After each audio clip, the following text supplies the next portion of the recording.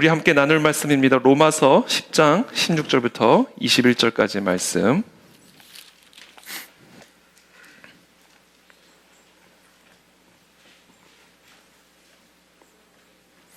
로마서 10장 16절부터 21절까지 말씀. 우리 한 절씩 저 여러분들이 교독하겠습니다. 저부터 읽겠습니다. 그러나 그들이 다 복음을 순종하지 아니하였도다. 이사야가 이르되 주여 우리가 전한 것을 누가 믿었나이까 하였으니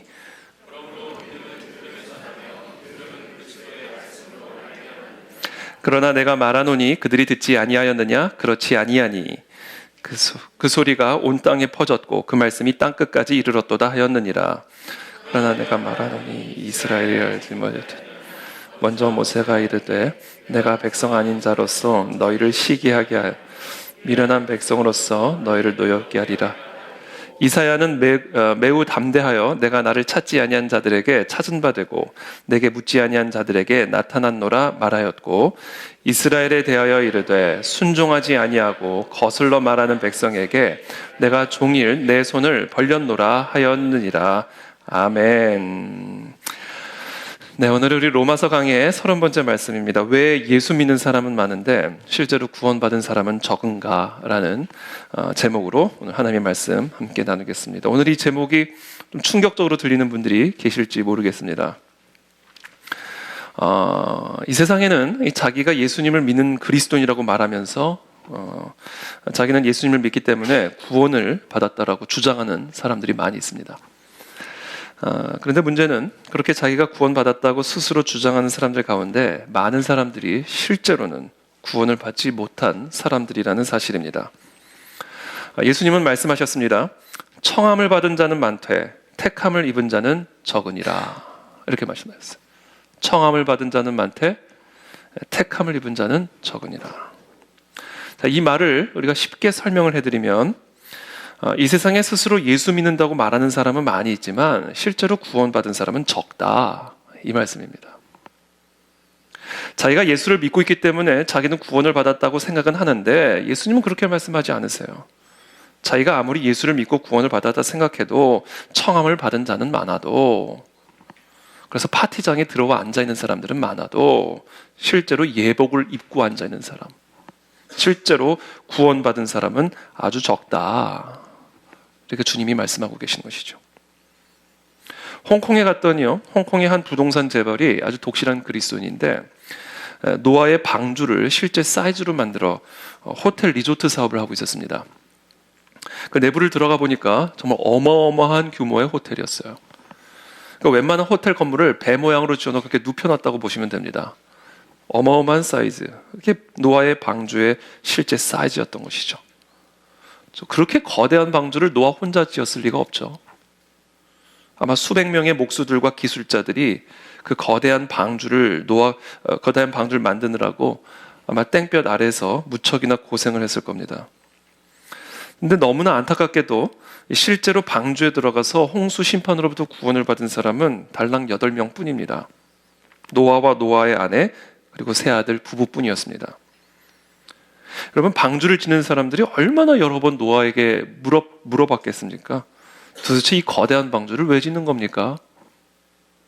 이 질문을 받을 때마다 노아는 또 얼마나 여러 번 대답해 줬겠어요. 여호와께서 이 땅에 사람의 죄악이 가득함을 보시고 이 땅을 쓸어버리기로 작정하셨다. 그래서 앞으로 이 땅에 큰 홍수가 올 것이다. 그래서 하나님이 우리를 구원해 주시기 위해서 이 방주를 지으라 명령하셨다. 얼마나 많이 대답을 해줬겠습니까? 그러나 실제로 그 방주에 들어간 사람은 달랑 8명이에요. 들어가겠다고 노력한 사람도 없었습니다. 달랑 8명. 그 외에는 구원을 받은 자가 없었어요. 여러분, 이것은 우리에게도 마찬가지입니다. 교회 생활도 열심히 하고 성경 공부도 열심히 하고 주여 주여 하면서 선지자 노릇하고 주의 이름으로 귀신도 쫓아내고 많은 권능을 행해놓고도 정작 구원의 방주에는 들어가지 못해서 이 홍수 심판에 쓸려나가 영원한 지옥의 저주 아래 슬피 울며 이를 가는 그런 사람들이 많을 것이라고 주님은 분명하게 경고하십니다. 자, 그렇다면 오늘 저희의 질문은 이겁니다. 왜 예수 믿는 사람은 그렇게 많은데 실제로 구원받은 사람은 적은 것일까? 로마서 10장 16절 오늘 본문의 말씀이 이렇게 시작합니다. 그러나 예수를 믿는다고 하는 사람은 많으나 그들이 다 복음을 순종하지 아니하였도다. 이사야가 이르되 주여 우리가 전한 것을 누가 믿었나이까 하였으니. 자, 예수를 믿는다고 하는 사람들은 많은다. 그러나 그들이 복음을 순종하지 않았기 때문이다. 이렇게 말합니다. 우리는 일반적으로 예수님을 믿어라 그렇게만 얘기를 하지 예수님께 순종하라 이런 말은 잘 안 합니다. 이걸 다른 말이라고 생각해요. 복음을 믿으라 이렇게 말을 하지 복음을 순종하라 이런 말은 잘 안 합니다. 그래서 실제로 복음을 믿는다고 하면서도 복음을 순종하는 사람이 적어요. 예수님을 믿는다고 하면서도 실제로 예수님을 순종하는 사람이 적어요. 그래서 예수님을 믿는다는 사람은 많지만 실제로 구원받은 사람은 적은 거예요. 왜? 예수님을 믿는 것과 예수님께 순종하는 건 같은 거기 때문이에요. 복음을 믿는 것과 복음에 순종하는 건 같은 것이기 때문입니다. 그래서 얘기하잖아요. 로마서 10장 16절. 그들이 다 복음을 순종하지 아니하였도다. 그러면서 이사야의 말을 첨언하죠. 우리가 전한 것을 누가 믿었나이까. 그러니까 순종과 믿음은 같은 거예요. 믿는다고 하면서 순종이 없으니까 믿는다면서 구원받는 사람이 적은 겁니다. 이건 정말로 심각한 문제죠.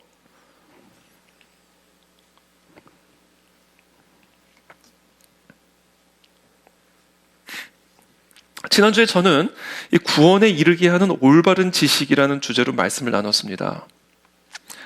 우리가 아담의 원죄와 그 원죄로 인한 사망의 저주로부터 구원을 받기 위해서는 구원에 이르게 하는 올바른 지식, 즉 복음을 믿어야 되는데 어떻게 하면 복음을 믿는 것인가? 어떻게 하는 게 나를 구원하는 복음을 믿는 믿음인가? 지난주에 말씀드렸습니다. 로마서 10장 10절이죠. 사람이 마음으로 믿어 의에 이르고 입으로 시인하여 구원에 이르느니라. 자, 복음에 대한 올바른 지식을, 자, 구원에 이르게 하는 올바른 지식을 머리로 이해하셔야 돼요. 십자가에서 일어난 그 사건을 머리로 이해하셔야 돼요. 내 모든 죄를 그리스도께서 담당하셔서 내가 더 이상 죄가 없는 자가 된 거예요. 죄가 없는 자가 됐기 때문에 죄로 인한 모든 저주로부터 구원을 받게 된 겁니다. 이게 복음이에요. 이게 구원에 이르게 하는 올바른 지식. 이걸 머리로 이해를 하셔야 돼요. 일단 정확하게. 자, 그런데 그것을 이해한 걸로 끝이면 안 돼요. 그 지식을 마음으로 받아들이셔야 돼요. 마음으로. 마음을 쓰셔야 돼요. 자, 그 마음을 받아들인 다음에는 이제 입으로 시인하셔야 돼요. 아멘. 지금 여러분들처럼. 아멘. 이거예요. 그래서 여러분, 설교할 때 계속 아멘, 아멘 하세요. 밖으로 내는 게 조금 그러면 속으로라도 하세요. 아니면 크게 하기가 좀 그러시면 작게라도 하세요. 아멘, 아멘, 아멘. 이게 말씀을 마음으로 믿고 입으로 시인하는 행동이에요. 그렇죠? 그래도 안 하시는 분들은 하고 계시는 거죠?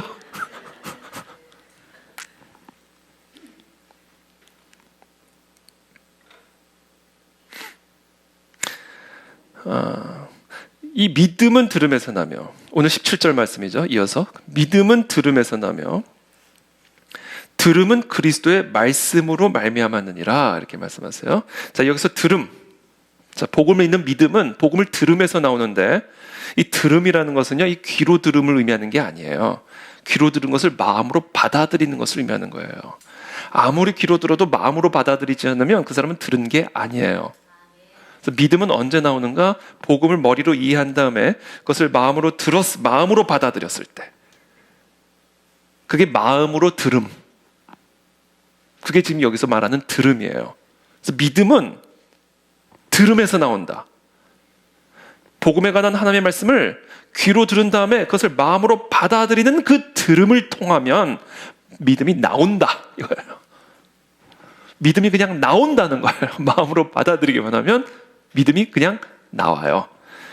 제가 이걸 어떻게 설명을 드릴까 생각을 하다가 조금 너무 좀 그래도 그냥 이해하십시오. 콜라를 제가 좋아하는데 콜라를 마시면, 콜라를 받아들이면 뭐가 나와요? 트름이 나와요. 복음을 받아들이면 믿음이 나오는 거예요. 이게 구원을 받는 원리입니다. 얼마나 쉬워요. 트름 억지로 해보려고 해보세요. 나오나? 안 나와요. 콜라를 드셔보세요. 그냥 나와요. 이게 믿음이에요. 이 받아들임이 없어서 구원을 못 받는다는 겁니다. 왜? 받아들이지 않으면 믿음이 안 나오니까.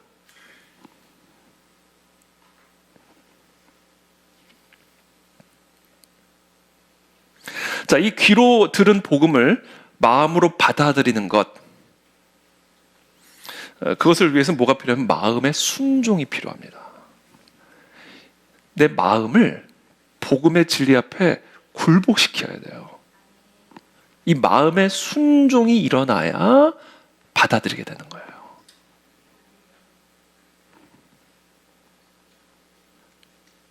왜 유대인들이 하나님의 저주와 심판으로부터 구원을 받지 못한 상태에 있는 것인가? 왜 많은 사람들이 예수를 믿는다 말을 하는데도 실제로 구원을 받지 못한 것인가?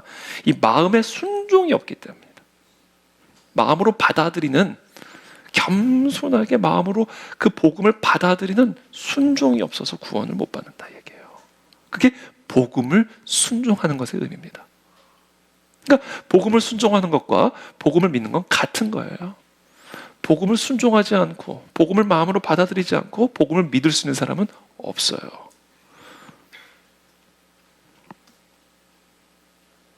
그렇다면 도대체 이 유대인들은 왜 이 복음을 마음으로 순종하지 않았을까? 로마서 10장 18절의 말씀이에요. 그러나 내가 말하노니 그들이 듣지 아니하였느냐? 그렇지 아니하니 그 소리가 온 땅에 퍼졌고 그 말씀이 땅 끝까지 이르렀도다 하였느니라. 그들이 못 들었기 때문인가? 귀로 못 들었기 때문인가? 아니다, 다 들었다. 그럼 도대체 왜 믿지 못하는 것인가? 왜 마음으로 받아들이지 않는 것인가? 자, 들은 복음을 이해하지 못했기 때문인가? 그것도 아니다. 19절에 말씀하세요. 그러나 내가 말하노니 이스라엘이 알지 못하였느냐? 그 들은 것을 이해하지 못하였느냐? 그것도 아니라는 거예요. 다 들었고 다 이해했다는 거예요.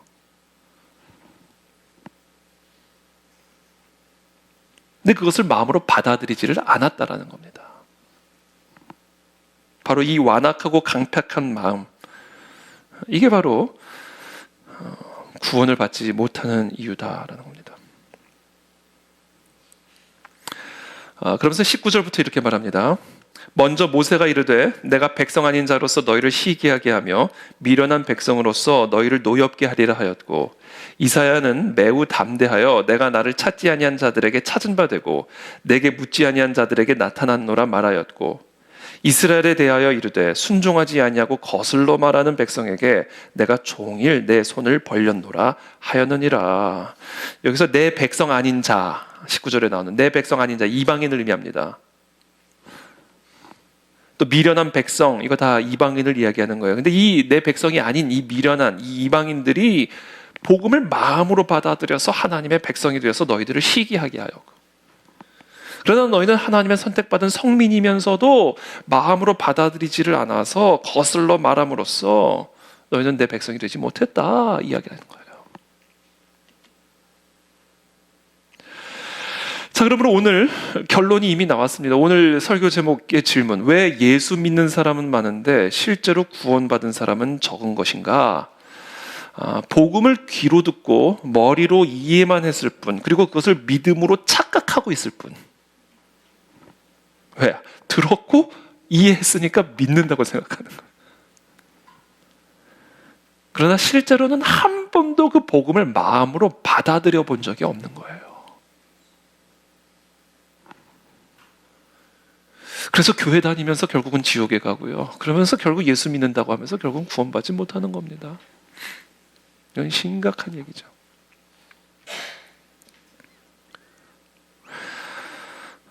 여러분은 여러분의 삶에서 가장 중요한 게 뭐라고 생각하세요? 여러분의 삶에서 가장 중요한 게 뭐세요? 나는 다 잃어버려도 이건 잃어버리면 안 돼. 혹시 그런 게 있으시죠? 한번 여러분들이 진지하게 한번 생각해 보시게 되기를 바랍니다. 여러분, 진지해야 진리를 찾습니다. 깊이 진지하게 상고해야 진리에 도달하고 생명에 도달합니다. 진짜 여러분들이 제일 중요하다고 생각하는 게 뭔지 한번 진지하게 한번 생각해 보십시오. 저와 여러분들의 삶에서 진짜 가장 중요한 거, 그건 생명이에요. 생명보다 더 중요한 게 어디 있습니까? 살아있는 모든 것에는 생명이 있어요. 그래서 우리가 생명을 잃어버리게 되잖아요. 우리의 삶은 죽어있는 삶이 됩니다. 살아있어도 생명을 잃어버리면 죽은 사람이 돼요. 얼굴이 죽고요, 눈빛이 죽고요, 말이 죽어요. 우리의 삶의 기쁨이 죽고요, 소망이 죽고요, 평강이 죽고요, 미래가 죽습니다. 생명을 잃어버리게 되면. 만약에 우리의 가정이 생명을 잃어버리게 되면 우리의 가정 안에 소망이 죽고 기쁨과 행복이 죽어서 가난과 미움과 갈등만 우리의 가정이 가득해집니다.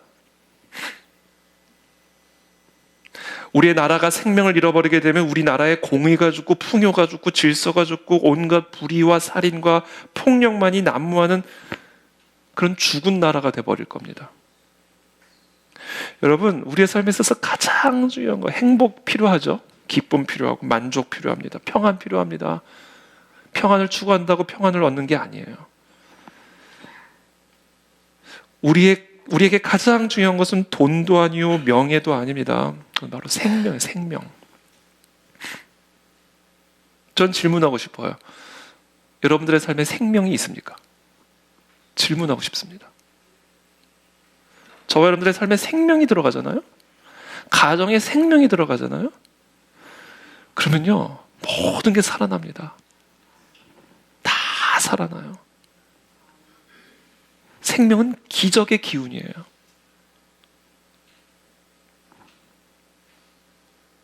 그럼 이제 우리의 질문이 어디서 이 생명을 얻을 수 있을까? 황폐한 땅을 푸른 초장처럼 만드는 이 생명, 마른 뼈를 군대로 일으키는 이 생명은 도대체 어디서 우리가 얻을 수 있을까? 돈에서 얻을 수 있을까? 지식에서 얻을 수 있을까? 예수님이 그 질문에 대한 답을 주십니다. 내가 곧 길이요 진리요 생명이니, 이렇게 합니다. 여러분, 어디에 생명이 있습니까? 예수님이 생명이에요. 그래서 여러분들이 주의해서 들으셔야 될 것은 예수님이 나는 생명을 갖고 있다 이렇게 말씀하지 않으셨다라는 사실을. 내가 생명이다. 예수님은 생명을 갖고 계신 분이 아니에요. 예수님이 생명이에요. 그러니까 여러분들이 생명을 소유하고 싶다? 뭘 소유하셔야 돼요? 예수님을 소유하셔야 돼요. 예수님이 여러분들의 삶에 들어가면 여러분들의 삶에 생명이 들어갑니다. 여러분들의 가정이 예수님을 받아들이면 여러분들의 가정에 생명이 들어갑니다. 이 나라가 저 북한 땅에 예수 그리스도가 들어가시면 그곳에 생명이 들어가는 거예요. 다 살아나는 거예요. 이게 우리가 전도하는 이유입니다. 그래서 교회가 세상의 소금이요 빛인 이유예요. 교회의 머리가 예수 그리스도시기 때문에. 여러분들의 자녀들이 치유를 받고 여러분들의 가문이 살아나고 기적 같은 일들이 일어납니다. 예수 그리스도가 들어가시기만 하면 돼요.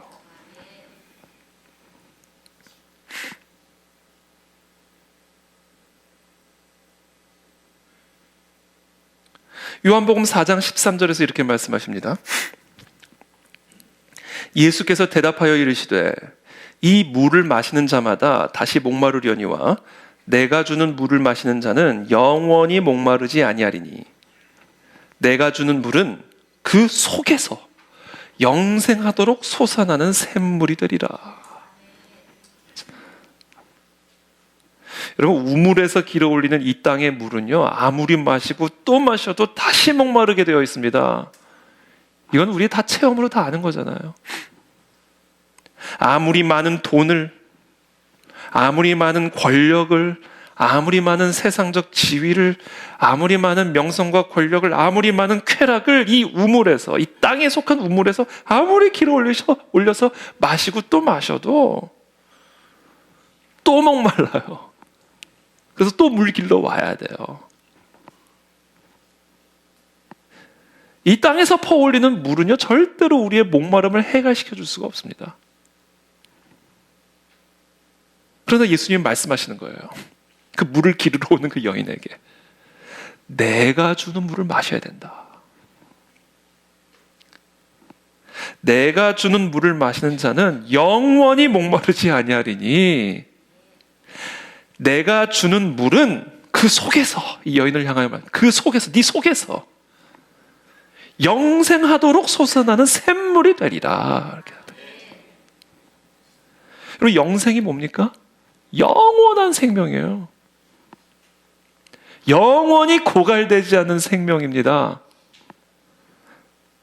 평강에 목마르고 만족에 목마르고 풍요에 목마르고 보람찬 감정에 목마르고 의미 있는 삶에 목마르고 기쁨과 행복에 목마른 우리들을 영원히 목마르지 않게 하는 생명.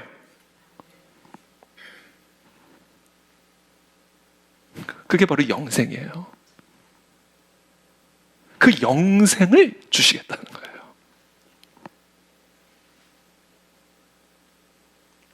그래서 내가 주는 물을 마시는 자는 어떤 더운 날씨에도, 어떤 황폐한 땅에서도, 어떤 궁핍함과 환난 속에서도, 심지어 죽음이라 할지라도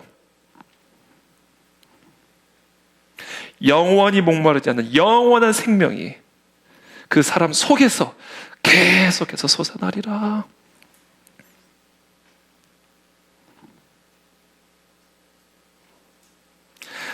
자, 그렇다면 예수님이 주시는 그 물이 뭘까요? 내가 주는 그 물을 마시면 영생을 얻는다. 영원히 고갈되지 않는 생명이 들어간다. 죽어도 사는. 자, 그 예수님이 주시는 그 물이 뭘까요? 예수님 자신이에요. 그중 한 군인이 창으로 옆구리를 찌르니 곧 피와 물이 나오더라. 이 예수님의 옆구리에서 흘러나온 이 피와 물, 그게 바로 예수님이 우리에게 주시는 물입니다. 그리고 그 물은 바로 예수님의 생명 그 자체예요. 그러므로 내 안에서 영원히 고갈되지 않은 이 생명을 주시는 샘물은 바로 예수님 자신이에요. 그들이 먹을 때 예수께서 떡을 가지사 축복하시고 떼어 제자들에게 주시며 이르시되 받아서 먹으라, 이것은 내 몸이니라 하시고, 또 잔을 가지사 감사 기도하시고 그들에게 주시며 이르시되 너희가 이것을 다 마시라, 이것은 죄 사함을 얻게 하려고 많은 사람을 위하여 흘리는 바 나의 피 곧 언약의 피니라.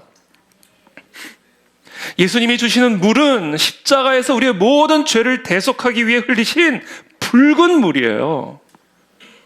그 물은 주홍빛 같은 붉은 죄라 할지라도 흰 양털처럼 우리를 깨끗게 하시는 물입니다.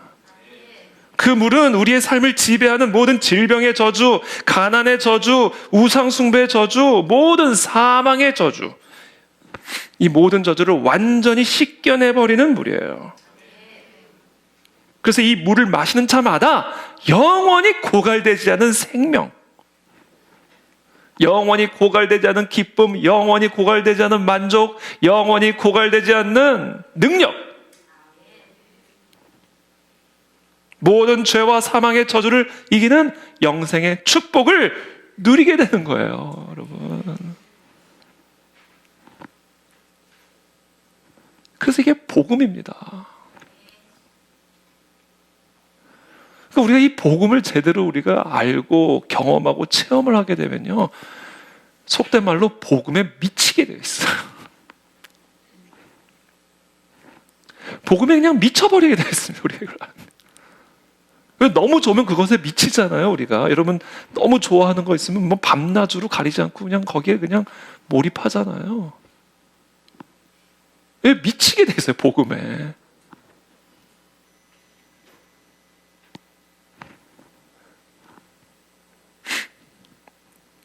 근데 이 물이 어디서 샘솟는다 이렇게 말씀하셨어요?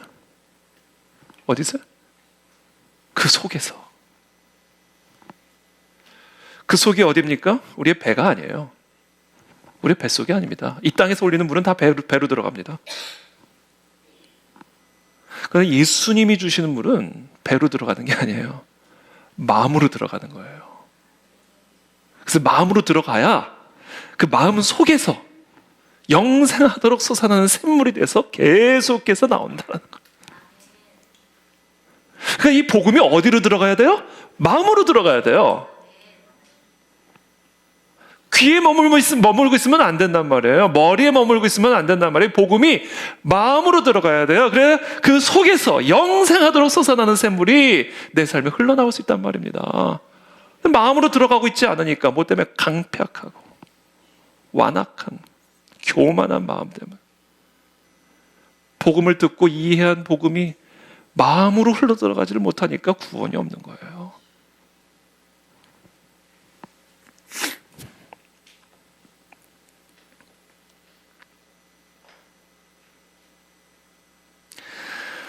특별히 복음의 붉은 물이 우리의 마음으로 흘러 들어와야만 하는 이유는 우리의 삶을 불행하게 만들고 고통스럽게 만드는 모든 저주의 근원이 이 마음 속에 있기 때문에 그래요.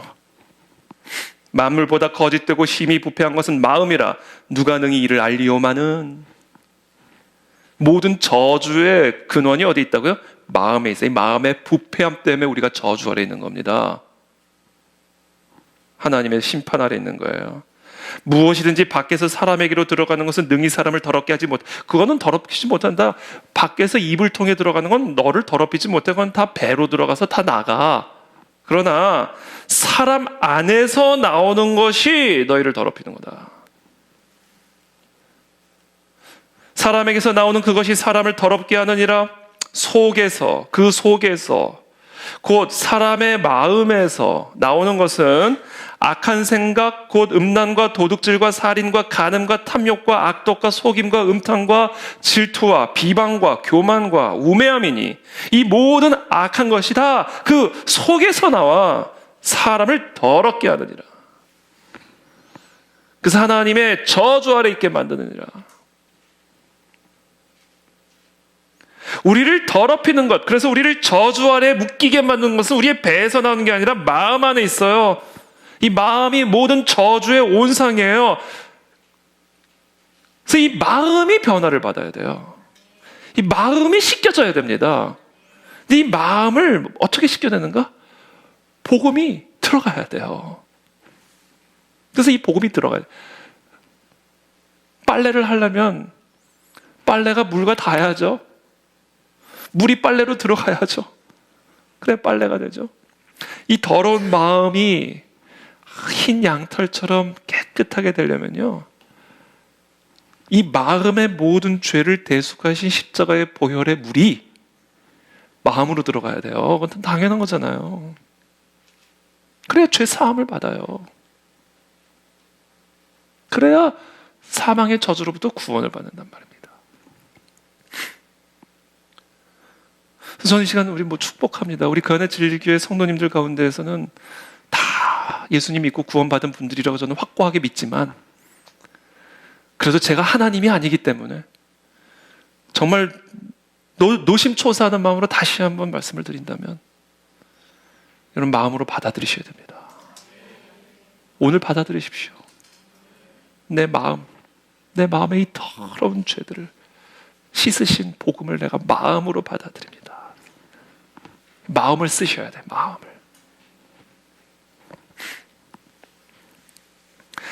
그럼 제가 이 시간 예수 그리스도의 십자가 복음을 마음으로 받아들이는 방법을 가르쳐 드리겠습니다. 요한일서 1장 8절부터 10절까지의 말씀 다 함께 읽어보겠습니다. 시작.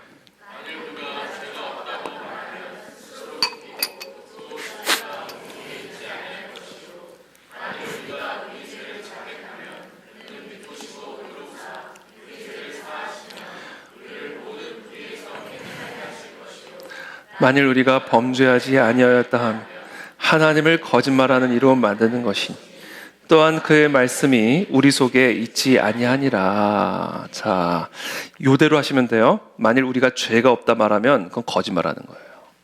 이게 마음의 강팍함이에요. 그래서 복음이 마음으로 들어가지 못하는 겁니다. 난 죄 없어. 내가 뭐 그렇게 죄를 지었다고 그래?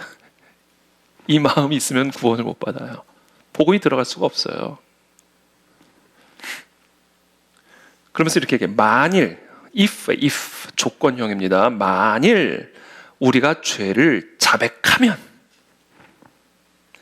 만일 내 마음의 이 부패함을 인정하면, 아까 예수님이 네 마음 안에 있는 거 쭉 설명하셨잖아요. 어떤 게 있는지. 그게 내 마음 안에 있는 걸 솔직하게 인정하면, 그러면 미쁘시고 의로우사 우리 죄를 사하시며 모든 불의에서 깨끗하게 하신다. 그래서 여러분 먼저 하셔야 돼요. 마음의 죄를 자백하세요. 행동 말고, 행동은 마음에서 나오는 거니까. 자꾸 행동 안에서만 우리가 뭘 해결하려고 하면 안 돼요. 뭐 행동 아니. 우리가 악한 생각하고 다 악한 행동으로 나가는 거 아니잖아요. 물론 우리가 행위를 회개를 하는데 본질적인 회개는요, 어떤 죄에 대한 회개가 이루어져야 되냐? 마음의 죄를 회개하셔야 돼요. 거기서 진짜 회개가 나옵니다. 예수님이 너무 싫어하셨던 게, 바리새인들을 너무 싫어하셨던 게 뭐냐면 행위만 신경 써. 깨끗한 행위만 신경 써. 더러운 음식도 막 안 먹고. 왜? 그럼 자기가 더러워진다는 거예요. 문둥병자 안 만져요. 그럼 내가 더러워진다는 거예요. 그러니까 행위만 신경 써. 행위만. 마음은 말할 수 없이 무덤처럼 더러운데, 막 악취가 나오는데. 한번 저희 어머니가 도시락을 아주 이쁘게 싸주셨어요. 아주 이쁘게. 어렸을 때. 그 도시락을 싸가지고 갔는데 제가 먹지를 않았어요. 그리고 학교에 며칠을 두고 왔어. 그걸 또. 그 이쁜 도시락. 며칠 만에 제가 왜 도시락 안 가져오니 해서, 제가 학교에 깜빡 잊고 두고 왔어요. 그리고 며칠 만에 그걸 갖다 드렸어. 한 번도 안 연 도시락. 느낌 오시죠? 딱 여는 순간. 행위는 깨끗해요. 그러니까 예수님이 지금 죄를 너 자백해거든요. 우리 안에 있는 이 마음의 죄. 네 마음에 그거 품고 연기한 거 회개하라는 거예요. 바리새인들 신앙생활이라는 거가 지금 다 연기 생활하고 있다. 연기 생활을 회개하라는 거예요. 왜 연기하냐는 거예요. 거룩하지도 않으면서. 왜 연기하냐는 거, 착하지도 않으면서. 그거를 자백하라 이거예요. 자백할 뿐만 아니라 그것을 자백하기만 하면 나의 모든 죄를 위해 십자가에서 나의 죄값을 지불하신 그 대속의 붉은 물로 말미암아 내 마음의 더러운 죄들이 깨끗하게 사함을 받게 될 것을 믿으라는 거예요. 그 믿음이 나온다는 거예요. 언제? 그 십자가를 받아들이면 마음으로. 그 믿음이 나와요. 우리 안에서.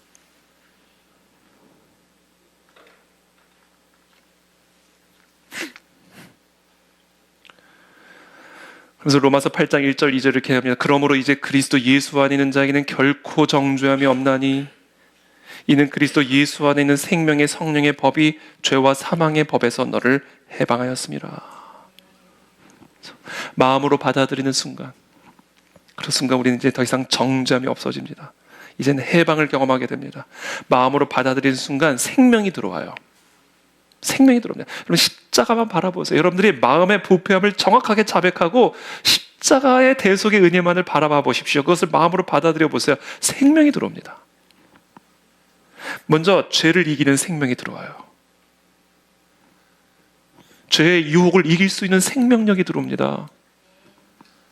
염려를 이길 수 있는 생명력이 들어옵니다. 두려움의 노예였는데 이젠 두려움을 이길 수 있는 생명이 들어와요. 모든 절망과 미움을 이기는 생명이 들어옵니다. 죽음을 두려워하는 생명이 들어옵니다. 모든 저주를 이기는 생명이 들어와요. 마음에서 나오는 거예요. 그러니까 마음으로 받아들이셔야 되는 거예요.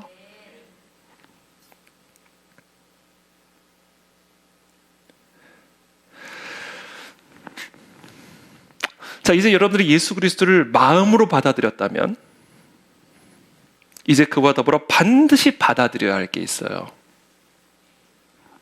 그것은 바로 하나님의 말씀을 마음으로 받아들이셔야 됩니다.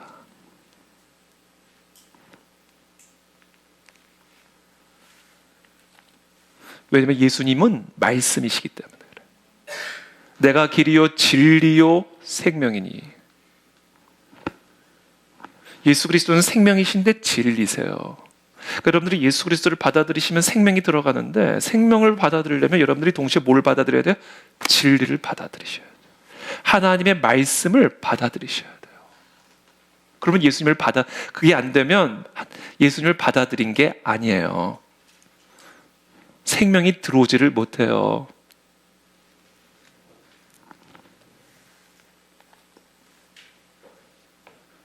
여러분들이 이 진리를 받아들이신 다음에는 그 진리를 여러분들이 사는 길로 삼으셔야 돼요. 이게 예수 그리스도를 내가 마음으로 받아들였다라는 것의 의미예요. 왜냐하면 예수님은 길이요, 진리요, 생명이기 때문에. 이 예수님의 진리를 내가 살아가는 삶의 유일한 길로 받아들일 때, 내가 돈을 버는 길, 공부하는 길, 내가 살아가는 삶의 길로 이 진리를 마음으로 받아들일 때, 그때 우리는 생명에 도달하게 되는 겁니다. 나는 길이요, 진리요, 생명인이라는 말씀의 의미예요.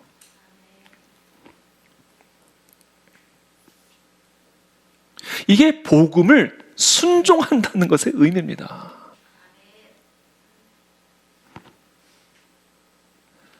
많은 사람들이 예수를 믿는데도 정작 실제로 구원을 받지 못하는 이유, 많은 사람이 주여 주여 하면서도 정작 구원을 받지 못하는 이유는 그들이 주의 뜻대로 행하지 않기 때문이라고 주님은 분명하게 말씀하셨습니다. 예수님을 마음으로 믿는다고 하면서 예수님을 따라가지를 않는 거예요. 그러니까 구원이 없는 거예요. 그것이 만병통치약이라는 걸 믿으면서 먹지는 않는 거예요. 그러니까 구원이 없는 거예요.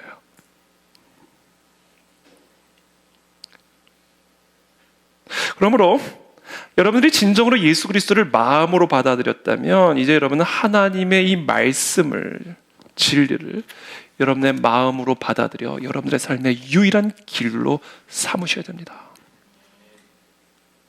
그때 생명이 들어옵니다. 다 살아날 거예요. 다 살아납니다. 죽어 있는 것 때문에 절망할 필요 전혀 없어요. 죽은 나사로를 살리신 생명의 진리가 다 살아나게 합니다. 다 살아나게.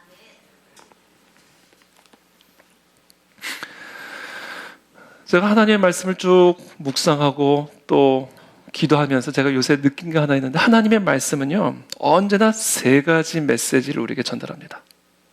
반드시 기억하세요. 하나님의 말씀은 언제나 세 가지의 메시지를 전하고요. 그래서 이 강단에서는요 언제나 이 세 가지 메시지가 선포되어져야 돼요. 저는 그 세 가지 메시지를 이렇게 만들어요. 삼망의 메시지. 삼망, 망. 첫 번째, 하나님의 말씀은 언제나 우리의 죄를, 마음의 부패함을 책망하는 메시지. 두 번째, 그 마음의 죄로 인한 우리의 절망의 메시지. 우리의 힘으로는 절대로 이 부패함에서 벗어날 수 없는, 아무리 노력을 해도, 무슨 노력을 해도 이 부패한 마음의 죄로부터 벗어날 수 없기 때문에 하나님의 심판과 저주로부터 벗어날 수 없는 이 완벽한 절망의 나락에 빠져들게 만드는 메시지예요. 그래서 하나님의 말씀을 잘 묵상하면요, 설교를 잘 들으면 책망과 절망이 있어야 돼요. 근데 그게 다가 아니에요. 그 절망으로부터 우리를 완전하게 구원하시는 소망, 메시지, 이 산망의 메시지, 이 하나님의 말씀이에요. 그래서 이 강단에서는요, 이 책망과 절망과 소망의 메시지가 같이 들어가야 돼요. 복음은 기쁜 소식이기 전에 매우 슬픈 소식이에요. 그래서 이 책망과 절망의 메시지를 여러분들이 마음으로 받아들일 때, 그때 이 복음이 소망의 메시지가 되는 겁니다. 근데 너무나 많은 사람들이 예수님을 믿는다 하면서도 이 복음이 주는 이 완벽한 책망과 절망의 메시지를 마음에 안 받아들여요. 거부합니다. 내가 죄인이라고? 내가 저주 아래 있다고? 다 이걸 걷어내는 거예요. 그러니까 소망이 없는 거예요.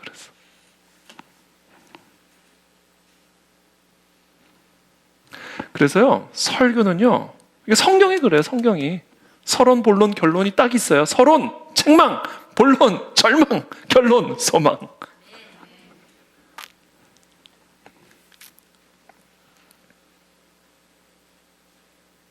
이 삼망의 메시지를 여러분들이 받아들여야 돼요.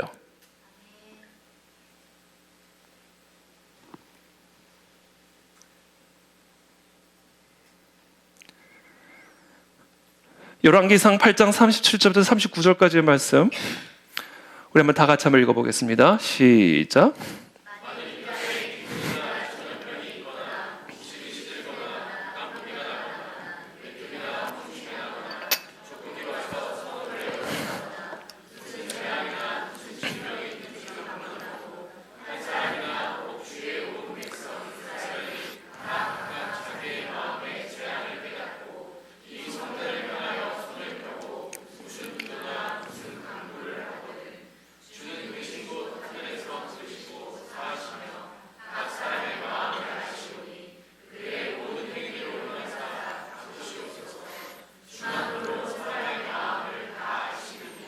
그렇죠?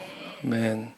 여기서 너무 중요한 말씀이 있는데, 그게 뭐냐면 각각 자기의 마음의 재앙을 깨닫고, 마음으로 재앙을 깨달아라. 만약에 이 땅에 기근이 오거나 전염병이 오거나 곡식이 시들거나 깐부기가 나거나 매퉁이나 화충이 나거나 이와 같은 저주의 사인들이 있다면, 적국이 와서 성읍을 에워싸거나 무슨 재앙이나 무슨 질병이 있든지 막론하고, 그렇죠? 막론이에요. 왜냐하면 태초에 저주는 이런 건 없었으니까. 태초에 황충이 어디 있고 질병이 어디 있어요? 감기가 어디 있습니까? 태초에. 이게 다 저주예요. 저주의 그림자들이 원죄로 인한. 그러니까 우리의 삶에서 그런 원죄로 인한 그 원저주의 증상들을 우리가 반드시 경험하죠. 모든 인간은. 그러니까 그런 무슨 재앙이든 무슨 질병이든 막론하고 그런 일들을 경험하게 되면 반드시 필요한 게 있냐면 그 재앙을 마음으로 깨달아야 된다는 거예요. 그 재앙을 깨닫는 마음이 있어야 된다는 거예요. 자, 그 재앙을 깨닫는 마음이란 뭐예요? 책망, 절망의 메시지를 깨달으라는 거예요. 주만 홀로 사람의 마음을 다 아시는 분이시니 이와 같은 재앙이 임했다면 깨달아야 된다. 깨달아야 된다. 이게 무슨 재앙이든 막론하고 내 마음의 부패함을 깨닫고 그 부패한 마음으로 인한 하나님의 심판과 저주의 절망을 깨닫고 그리고 나서 이 성전을 향하여 손을 펴고 무슨 기도를 하면 구원하시겠다. 그때 소망을 깨닫게 된다는 거예요. 이 재앙을 깨닫는 마음이 중요합니다. 재앙 앞에 열만 받고 있을 게 아니라, 재앙 앞에 절망만 하고 있을 것이 아니라 이 재앙을 깨닫는 마음이 임하게 되기를 축복합니다.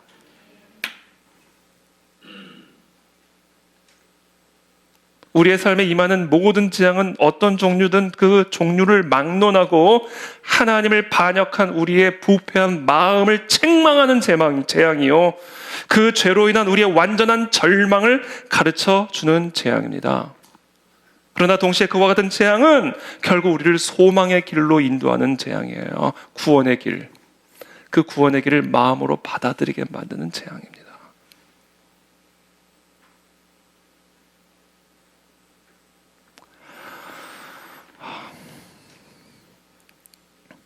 그러니까 제가 최근에 이제 느헤미야를 쭉 읽는데, 느헤미야가 이제 성벽을 다 재건을 하고요. 에스라가 이제 딱 이제 하나님의 율법책을 읽고 사람들 앞에서 쫙 이 율법책을 읽기 시작해요. 근데 사람들이 통곡을 하기 시작해요. 이스라엘 백성들이 통곡을 하기 시작해요. 바벨론에 가서 그렇게 정말 포로 신세로 말할 수 없는 수치와 고통과 재앙을 경험하고 하나님의 은혜로 다시 땅으로 돌아와서 성벽을 재건하고 말씀을 읽기 시작하는데 통곡이 나오는 거예요. 지난 세월에 너무 고통스러운 그게 자신들의 죄악 때문이었다. 재앙을 깨달음이 온 거예요. 이 재앙의 깨달음이 오니까 통곡이 나오는 통곡이. 그러자 느헤미야가 얘기합니다. 통곡하지 마라. 오늘은 거룩한 여호와의 성일이니 맛있는 거 먹고 기뻐하자. 그리고는 에스라가 계속해서 말씀을 쭉 설명하니까 뭐라고 말씀을 하냐면 이렇게 나와 있어요. 먹고 마시고 크게 즐거워하기 시작했는데 그 이유가 뭐다? 하나님의 율법을 밝히 알미라. 이렇게. 그러니까 우리가 어중간하게 하면 책망과 절망에서 말씀이 끝나버려요. 근데 말씀을 밝히 알게 되니까 거기에 소망이 있음을 보게 되는 겁니다. 거기서부터 파티가 시작이 되는 거예요. 축제가.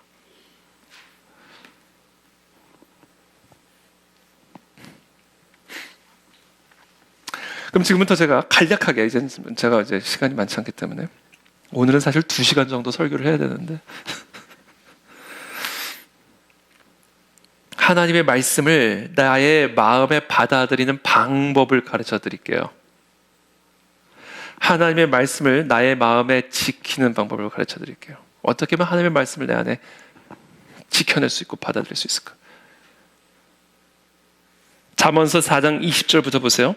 내 아들아, 내 말에 주의하며 내 말, 내가 말하는 것에 네 귀를 기울이라. 그것을 네 눈에서 떠나게 하지 말며.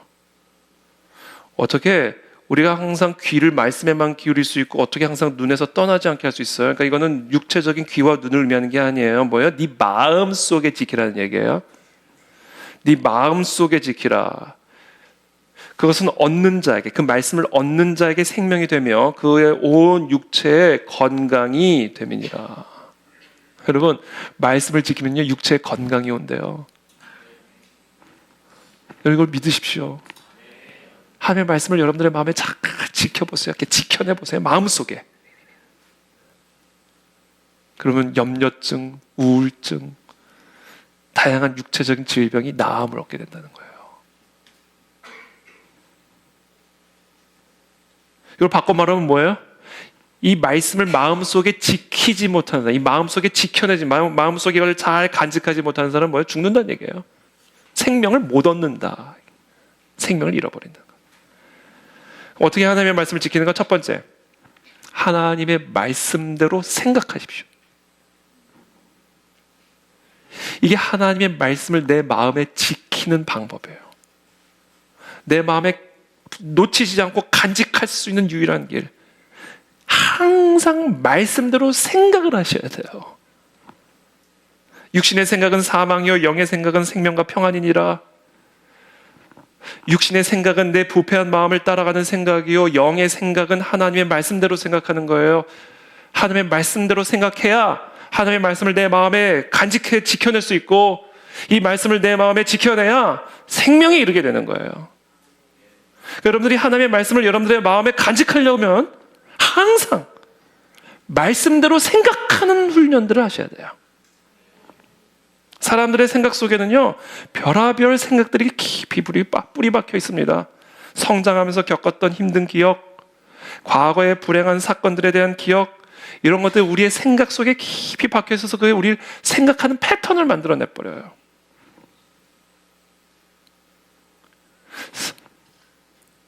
그래서 자꾸 과거의 생각에 사로잡힙니다.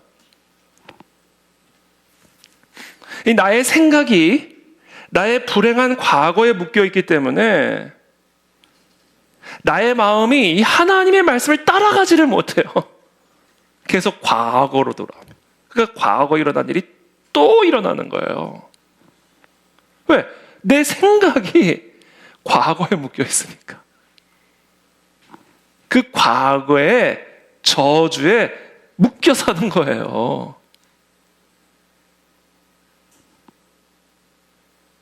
그러니까 저 여러분들이 이 생명의 말씀이 내 마음속에 들어와서 이것이 나의 생명이 되려고 한다면요, 이 말씀을 마음에 지켜야 되는데, 이 마음에 어떻게 지켜야, 그 방법을 지금 말씀드린 거예요. 여러분 이거 평생 기억하시죠. 받아 적으세요. 다 듣고만 계시지 마시고 다 받아 적으셔야 돼요. 뭐예요?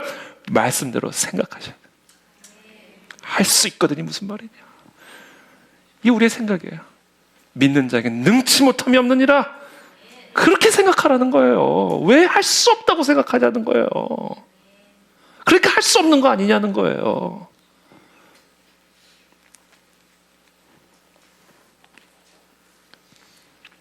그런즉 누구든지 그리스도 안에 있으면 새로운 피조물이라, 이전 것은 지나갔으니 보라 새 것이 되었는데, 왜 자꾸 이전 것을 생각하냐는 거예요. 너희는 이전 일을 기억하지 말며 옛날 일을 생각하지 마라. 근데 왜 자꾸 생각하냐는 거예요. 그러니까 말씀을 마음에 지켜내지를 못하는 거예요. 다 날아가 버리는 거예요. 생각이 육신의 생각, 과거의 생각에 묶여 있으니까 마음이 육신에 묶여 있는 거예요. 생각이 바뀔지어다. 생각은 스스로의 노력으로 절대로 변화되지 않습니다. 누가 그렇게 생각해서 생각하냐, 누가 그렇게 생각하고 싶어서 생각하는 줄 아세요? 그러잖아요. 우리가 생각을 내 마음대로 바꿀 수 있으면 얼마나 좋아요. 막 두려워 죽겠는데 생각 바꿀 수 있으면 얼마나 좋아요. 생각은요, 안 바뀌어요. 사람의 힘으로. 근거가 있어야 바뀌어요. 무슨 근거가 있어야 돼요? 십자가 복음의 근거가 있어야 생각이 바뀌는 거예요. 하나님의 말씀의 근거가 있어야 생각이 바뀌는 거예요. 그러니까 말씀대로 생각하시라고요. 십자가 복음대로 생각하시라는 거예요. 그게 십자가 복음이 마음에 흘러들어오는 방법입니다. 하나님의 진리가 마음에 간직될 수 있는 방법이에요. 이거는 여러분 생명의 원리입니다. 여러분, 모든 과거의 생각들은 다 사라지게 될지어다. 이제 여러분은 한평생 말씀대로 생각하셔야 돼요.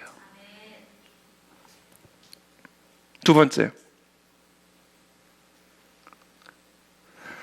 생각한 다음엔 그 생각대로 뭘 해요? 꿈을 꾸셔야 돼요. 이 생각을 이미지화 시켜버리라는 거예요. 하나님의 말씀대로 생각하잖아요. 이건 내 생각이 아니에요. 하나님의 약속의 말씀이에요. 오늘 아침에 내게 들려주신 음성대로 생각하는 거예요. 그 생각대로 내 모든 과거에 묶인 생각들을 다 끊어내버리고요, 그것과 싸우는 겁니다. 그 다음에 뭐를 해야 돼요? 그 다음엔 그 생각대로 비전 보는 거예요. 이미 이루어진 것으로 보는 겁니다. 이게 영안이에요. 영안. 귀신 들린 아들인데 이미 치유받은 게 보이는 거예요. 할 수 있거든요. 무슨 말이냐, 믿는 자에겐 능치 못함이 없느니라. 생각 바꿨어요. 자, 그렇게 생각 바꾼 다음에는 이미 내 귀신 들린 아들이 깨끗하게 나음을 걸 보는 거예요. 마음으로 보는 거예요. 이게 비전이에요. 이 마음으로 말씀대로 볼 수 있는 이 훈련들이 우리 안에서 이루어져야 됩니다. 이게 하나님의 말씀을 우리의 마음에 지키는 방법이에요. 여러분, 우리의 생각이라고 하는 거는요, 우리의 생각이라는 건 우리의 마음에 심는 씨앗과 같아요. 마음에 심는 씨앗과 같다고요. 육을 심으면 죽음이 나오고요, 하나님의 말씀을 심으면 생명과 평안이 나와요. 생각은 씨앗과 같아요. 마음은 토양이에요. 자, 씨앗을 심으면 바로 열매를 맺어요? 아니에요. 발화가 돼요. 씨앗이 이렇게 텅 터지면서 발화가 돼요. 싹이 나오기 시작해요. 뿌리를 내리기 시작해요. 나무가 올라가요. 가지가 열려요. 이 과정을 통해서 생명과 평안과 치유와 형통의 열매를 맺게 되는 겁니다. 자, 생각이라는 씨를 심고 열매를 맺는 성취가 이루어지는 이 과정이 있단 말이에요. 이 과정을 우리는 뭘 해야 되냐면 이미 이루어진 것으로 보라는 거예요. 씨를 심었으니까. 하나님의 말씀에 씨를 심었으니까 이미 이루어진 거란 말이에요. 그거를 미리 보라는 거예요. 마음으로. 그게 하나님의 말씀을 내 마음에 지키는 두 번째 방법입니다. 이 꿈을 꾸는 일이 이루어져야 돼요. 비저너리가 돼야 돼요, 우리 다.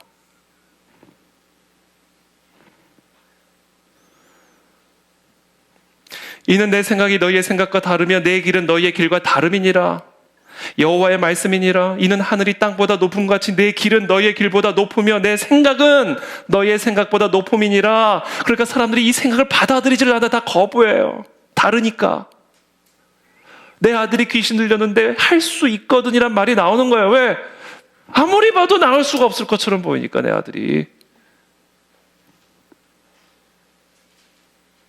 그래서 이렇게 말씀하세요. 이는 비와 눈이 하늘로부터 내려서 그리로 되돌아가지 아니하고 땅을 적셔서 소출이 나게 하며 싹이 나게 하며 파종하는 자에게는 종자를 주며 먹는 자에게는 양식을 줌과 같이 내 입에서 나가는 말도 이와 같이 헛되이 내게로 되돌아오지 아니하고 나의 기뻐하는 뜻을 이루며 내가 보낸 일에 형통함이니라. 무조건 된다는 거야. 무조건 된다. 그러니까 말씀을 받았으면 이미 된 거라는 거예요. 하나님의 말씀이니까.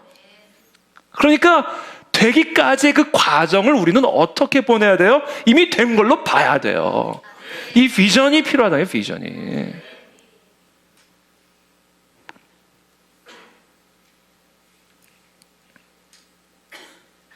잉태하지 못하며 출산하지 못한 너는 노래할지어다.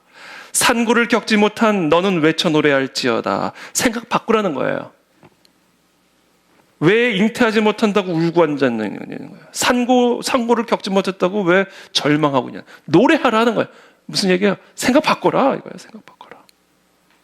그러면서 이렇게 말씀하세요. 이는 홀로 된 여인의 자식이 남편 있는 자의 자식보다 많음이라. 아니, 홀로 된 여자의 자식이 어떻게 남편 있는 자의 자식보다 많을 수가 있겠어요? 근데 말씀하세요. 여호와께서 말씀하셨느니라.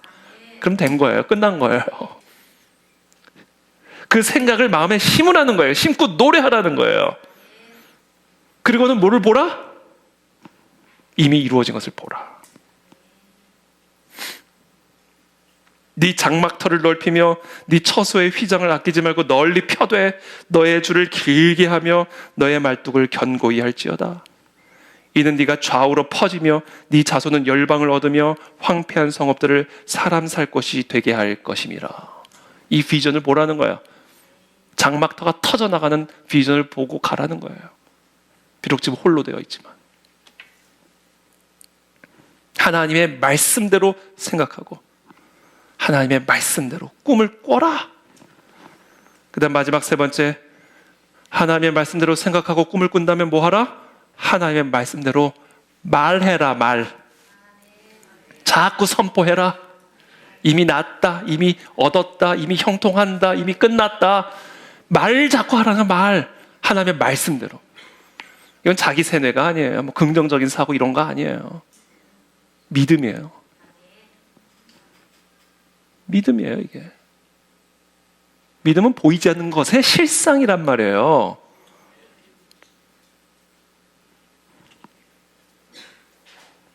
원래 진짜 옆에는 항상 짝퉁이 있는 겁니다. 이런 긍정적 사고방식, 자기 세뇌, 이런 거 다 짝퉁이에요. 그거 다 유의지 사상입니다. 내가 신이니까 내가 생각한 대로 된다는 거예요. 그거는 거짓이죠. 물론 귀신이 그렇게 도와줄 수도 있어요. 그러나 그 짝퉁 때문에 진리를 여러분 훼손시키면 안 됩니다. 하나님의 말씀대로 생각하십시오. 천지를創造하신 말씀대로 그대로 꿈을 꾸세요. 그리고 그대로 말을 하십시오. 그러면 그대로 되는 겁니다. 하나님의 말씀이기 때문에. 이 우리가 하나님의 말씀을 우리의 마음에 심는 방식이에요. 하나님의 말씀을 내 마음에 지키는 방식입니다. 하나님의 약속은 얼마든지 그리스도 안에서 예가 되니 그런즉 그로 말미암아 우리가 아멘하여 하나님께 영광을 돌리게 되느니라. 그래서 제가 자꾸 아멘 아멘 하시라는 거예요. 이게 여러분들이 하나님의 말씀 약속을 믿는 증거예요. 말씀을 맺겠습니다. 복음에 순종한다는 것. 예수님을 믿는 사람은 많은데 실제로 구원받은 사람은 적은가? 복음에 순종하지 않기 때문이다. 자, 그렇다면 복음에 순종한다는 것은 무엇인가? 첫 번째, 예수 그리스도를 마음에 받아들이는 것이 복음에 순종하는 것이다. 마음으로 받아들이는 것이 순종이 복음에 순종하는 거예요. 두 번째, 예수 그리스도를 마음에 받아들인다는 것, 복음에 순종한다는 것은 예수 그리스도의 말씀을, 하나님의 진리의 말씀을 마음으로 받아들이는 것을 의미하는 것이다. 마지막으로 세 번째, 하나님의 말씀을 내 마음에 받아들인다는 것은 결국 무엇을 의미하는 것인가? 말씀대로 생각하고, 말씀대로 꿈을 꾸고, 말씀대로 선포하는 것. 이게 복음에 순종하는 겁니다. 이 복음을 순종함이 없기 때문에 하나님의 구원이 없고 구원을 누리지 못하는 것이다. 저는 20년 전에 이제 이 말씀만 이것만 얘기하고 이제 마칠게요. 20년 전에 제가 20년도 더 됐네요. 99년도니까 24년 전에 제가 그 인도에 가서 아울리치를 마치고 한 3개월 정도 거기서 지내다가 서울로 돌아왔을 때 하나님이 저에게 주신 말씀이 이사야서 49장 6절의 말씀입니다. 그가 이르시되 네가 나의 종이 되어 야곱의 지파들을 일으키며 이스라엘 중에 보존된 자를 돌아오게 할 것은 매우 쉬운 일이라. 내가 또 너를 이방의 빛으로 삼아 나의 구원을 베풀어서 땅 끝까지 이르게 하리라. 하나님의 입에서부터 저의 심령의 마음에 심어주신 하나님의 말씀이에요. 저는 지난 20여 년 동안 이 말씀 하나 붙들고 지금까지 그냥 쭉 오고 있습니다. 그러다 이제 하나님이 말씀하셨어요. 이 말씀을 내가 성취할 거다 이렇게 얘기했어요. 그렇죠. 하나님이 저에게 주신 말씀이니까 뭐 암송하라고 주신 말씀은 아닐 거 아니에요. 성취하실 말씀이잖아요. 그래서 제가 지난주에 이 말씀을 어떻게 성취하실 거예요, 하나님? 질문을 했어요. 이 말씀의 성취가 어떤 식으로 이루어지는 겁니까?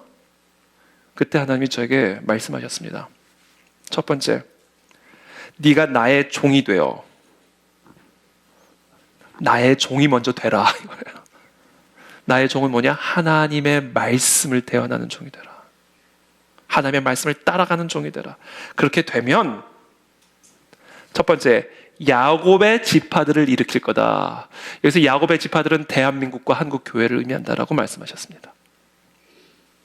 네가 나의 종이 되면 내가 너를 통해서 그리고 그 안에 진리교회와 그 안에 진리교회 성도들을 통하여 한국 교회를 깨우고 대한민국을 흔들어 깨우는 내 종으로 쓸 것이다. 이걸 말씀하셨어요, 하나님이. 두 번째, 이스라엘 중에 보존된 자를 돌아오게 할 것은 매우 쉬운 일이라. 이스라엘 중에 보존된 자는 저 바로 북한 땅입니다. 우리의 북한 동포들입니다.